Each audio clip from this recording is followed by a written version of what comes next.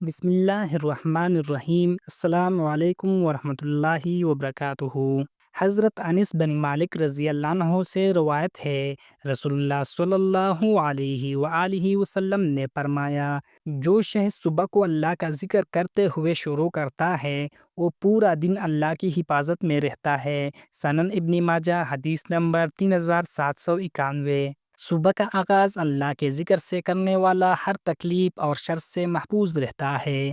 حضرت ابو ہریرہ رضی اللہ عنہ سے روایت ہے، رسول اللہ صلی اللہ علیہ وآلہ وسلم نے فرمایا، جو شخص صبح اور شام 3 بار یہ دعا پڑھے، رضیت باللہ ربا وبالاسلام دینا وبمحمد نبیا، اللہ پر حق ہے کہ وہ اسے قیامت کے دن خوش رکھے۔ سنن ابی داؤد، حدیث نمبر 5072۔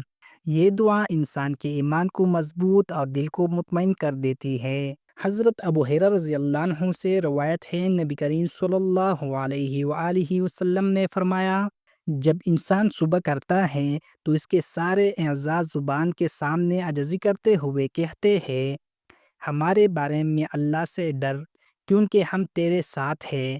اگر تو سیدھی رہی تو ہم بھی سیدھے رہیں گے، اور اگر تو ٹیڑھی ہو گئی تو ہم بھی ٹیڑھے ہو جائیں گے۔ سنن ترمذی، حدیث نمبر 2407۔ پیارے بھائیوں اور بہنوں، اپنی زبان کو قابو میں رکھنا ہی اصل کامیابی ہے۔